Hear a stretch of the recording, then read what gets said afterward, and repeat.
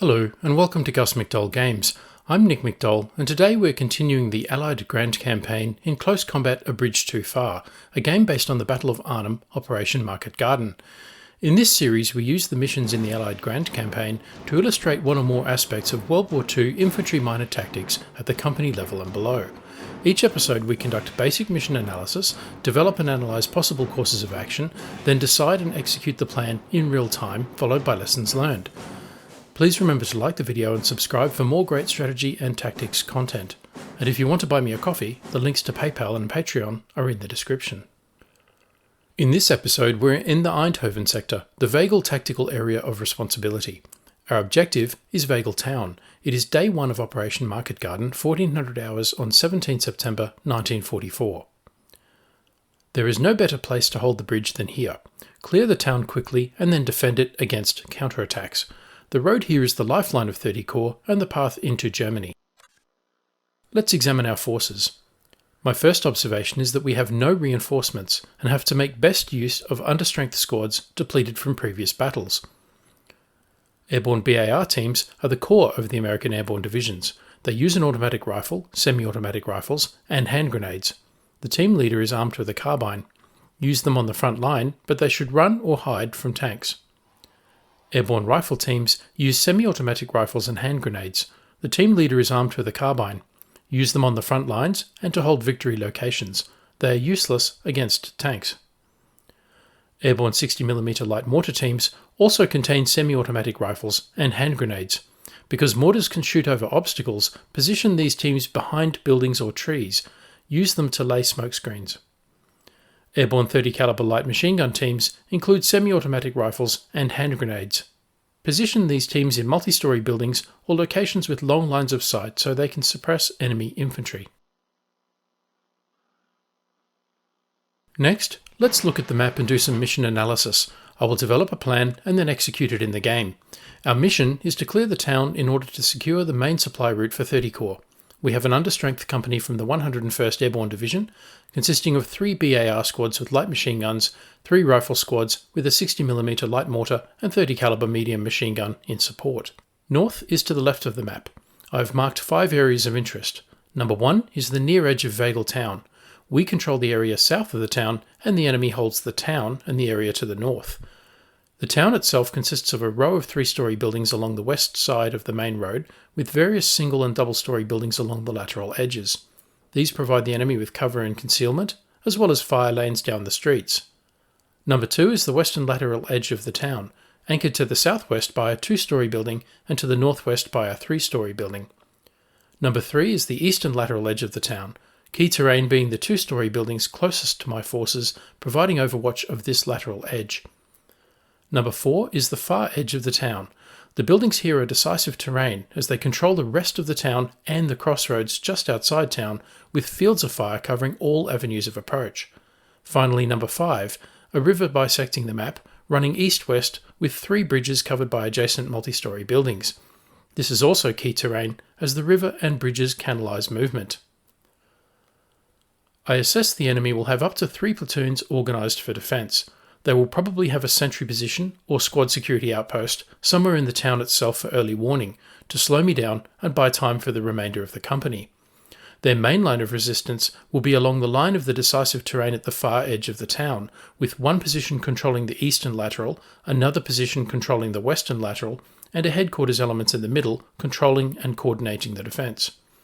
Finally, the 3-story building across the river could be a final defensive position for a machine gun, providing support by fire against flanking attacks, as well as stopping my infantry getting across any of the 3 bridges. The first course of action is a left flanking attack from a forming up point southwest of the town. My troops will cross the open field screened by a mortar smoke mission, then assault from the west, rolling up one position at a time. This is a viable plan, but with 2 risks. Despite the smoke screen from a single mortar, I am vulnerable to flanking fire from the 3-story buildings in the town during the initial advance, and then to flanking fire from the suspected machine gun position across the river during the assault. The second course of action is a right flanking attack from a forming up point southeast of the town. My troops will advance through the ruined church and graveyard behind a smoke screen on the right lateral edge of the town. My machine gun will use an attack by fire position in the two-story buildings to provide flanking fire and pin the enemy during the assault. The mortar, in its support by fire position to the south, will then switch to an immediate neutralisation mission to suppress or neutralise the suspected machine gun position across the river. This is a good plan, allowing me to outnumber the enemy at each point in the battle, achieving surprise and dislocating the enemy. The only minor problem with this plan is that I will not necessarily have cleared the town as required by my orders. Instead, I have to rely on the enemy to withdraw under pressure rather than remain and fight it out. This gives the initiative to the enemy, which could cause this plan to fail. The third course of action is a frontal attack on the town. My main effort will move from the near edge of the town and advance into the interior of the town along the row of buildings. Simultaneously, squads will occupy then move along the eastern and western lateral edges of the town. All three attacks will converge on the enemy's main line of resistance, which I'll suppress with mortar HE and, if necessary, mortar smoke to blind the suspected machine gun position across the river. This plan will present the enemy with three distinct problems simultaneously, and most importantly, will clear the town as required by my orders. Plus, the ability of my lateral forces to support the central thrust, and vice versa, offsets the plan's weakness, that I do not outnumber the enemy anywhere at a single point. The lateral edge of the village may be captured at the same time as the near edge when the situation and terrain favour a converging attack. The exterior rifle units reach positions adjacent to the near edge of the village about the same time as the interior unit. The exterior units then move forward along the lateral edges. We have 30 minutes to achieve our objectives. I will now move my troops into position and execute the plan in real time. Let me know in the comments below what you think of the various courses of action and if you have identified a viable alternative. If you want to speed things up, just skip ahead every few seconds and see the battle unfold. And don't forget to like the video and subscribe for more great strategy and tactics content. And so we begin.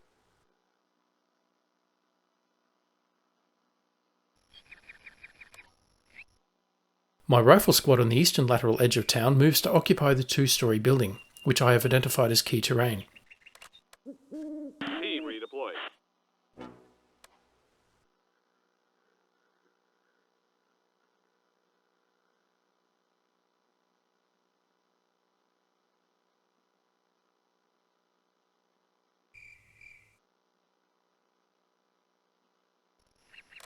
Team redeploy.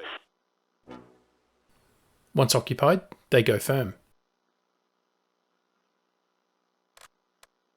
My rifle squad on the western lateral edge of town also moves to occupy a two-story building that provides observation over that lateral and the central row of buildings.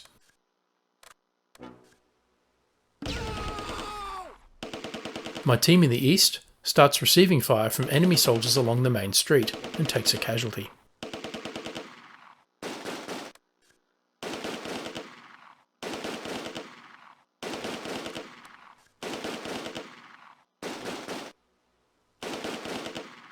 Team redeploy.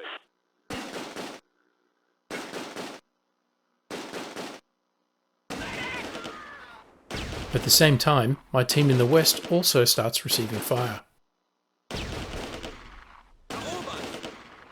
I start taking casualties. So does the enemy. My western group has identified the enemy to their front as an Aufklärer or scout or recon squad. One of the team is dead, another incapacitated, and the remaining member injured but still firing. Team redeploy. I move a BAR squad up on the east to reinforce my position in the two-story building.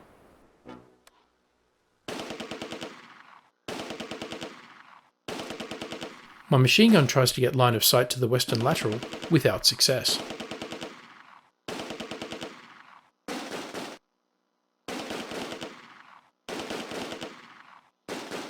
Time to move another two-person BAR squad forward on the eastern lateral.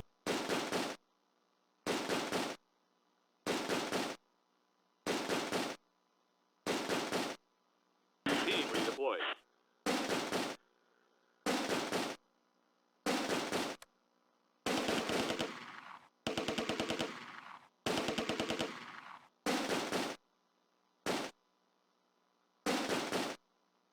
Team redeploy.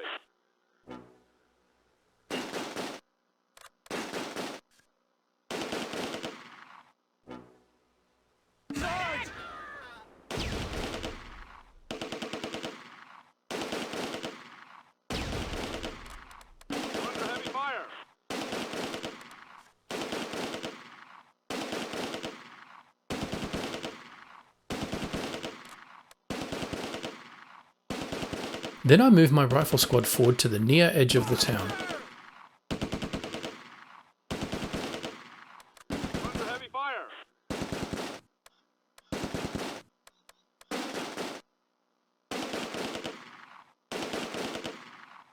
So far this attack is going according to Doctrine.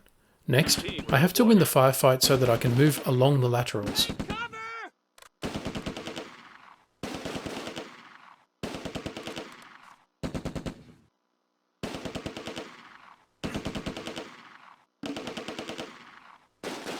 Around this time, I realised that I did not put my machine gun in a very good position.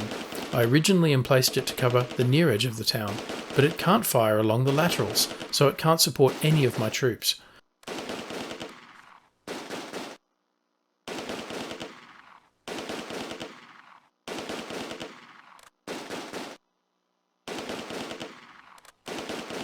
So I move it to the western lateral, which it can cover with fire from the two-storey building.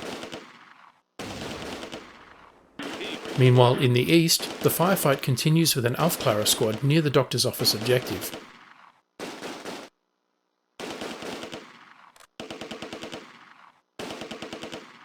Under heavy fire.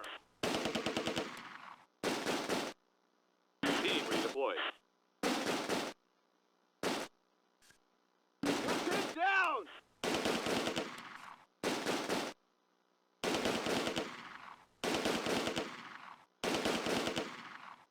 A two-person BAR squad moves cautiously forward through the single-storey buildings. Team is in position. Team redeployed. Back on the western lateral, the second Aufklärer squad is eliminated, and I shift fire from the lateral edge into the centre to suppress the first Aufklärer squad.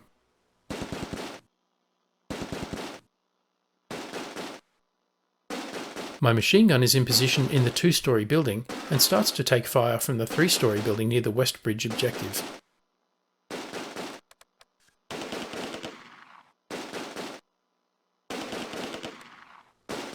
I spot a reserve squad and task my rifle squad and machine gun to attack it, along with the mortar.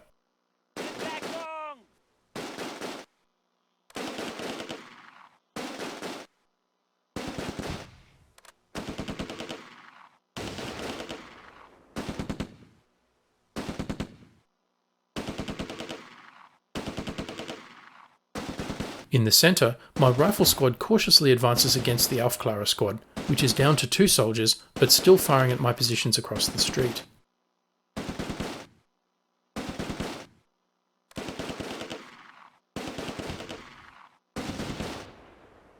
redeployed. Team redeployed. To the east, my 2-person BAR squad has reached the far edge of town and spots fire coming from the single-storey building.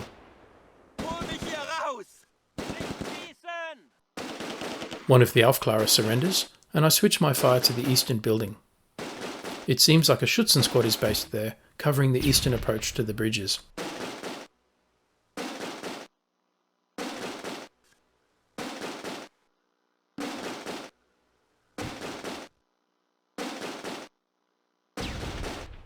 My rifle squad in the centre continues to advance, eliminating the final Aufklärer.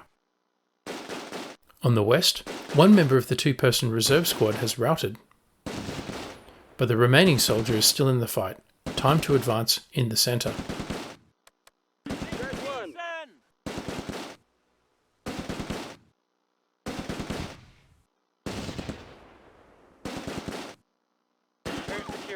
My rifle squad in the centre secures the doctor's office objective in the town and starts to move into position to bring fire into the enemy's main defensive position.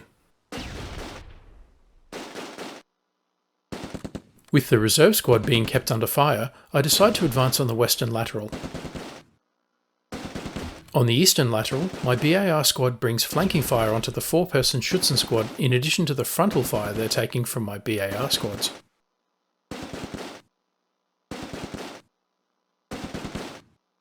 Team redeployed.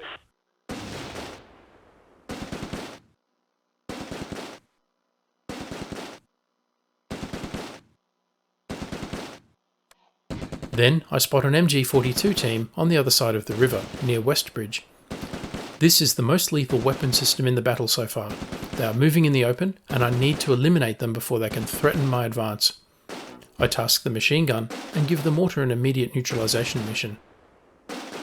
I also spot a 2-person Panzerschreck squad on my eastern flank around the 2-story building. They are more an annoyance than a serious threat, as I now need to task a rifle squad to take care of them, thus dividing my fire on the eastern lateral.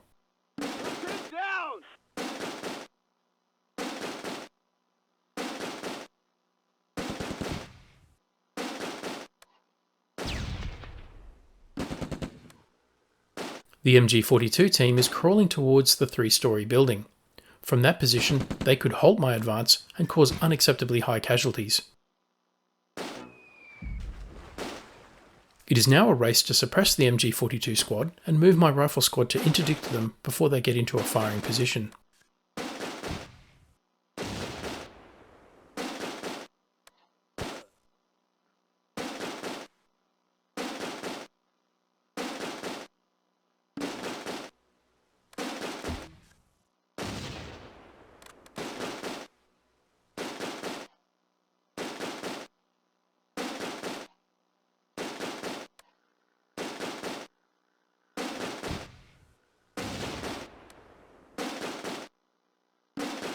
A furious gun battle erupts against both the lone survivor of the reserve squad and the MG42 squad. Team redeployed.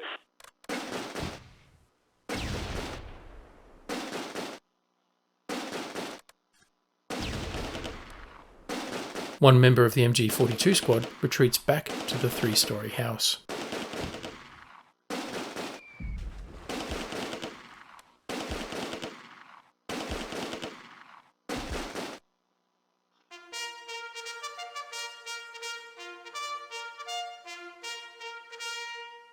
The battle ended because the Germans were routed from the map. The Allies gained control of the area and will advance. The German forces took excessive losses. I have made 70 of 100 expected progress. I suffered 5 casualties and inflicted 11 casualties on the enemy. Let's examine casualties on both sides.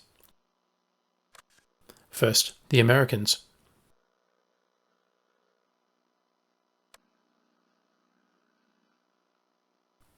I suffered 5 casualties across my squads, but did not lose any entire squads. Next, the Germans. They lost 2 Aufklärer squads and suffered casualties in their remaining Schützen and MG42 teams, a casualty in the Panzerschreck team, but their reserve was untouched. My plan for a converging attack along 3 axes, using the interior forces on 2 lateral edges to support the interior force, was doctrinally sound, and it also worked. But moving a machine gun mid-battle deprives you of fire support and makes the machine gun vulnerable, as the German MG42 squad found out the hard way.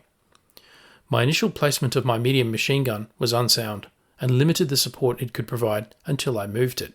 This movement exposed the machine gun to unnecessary risk. I should have checked the lines of sight before making that placement. Let me know what you think in the comments below. As always, thanks for watching. Don't forget to like, comment, subscribe and donate, and stay tuned for the next episode.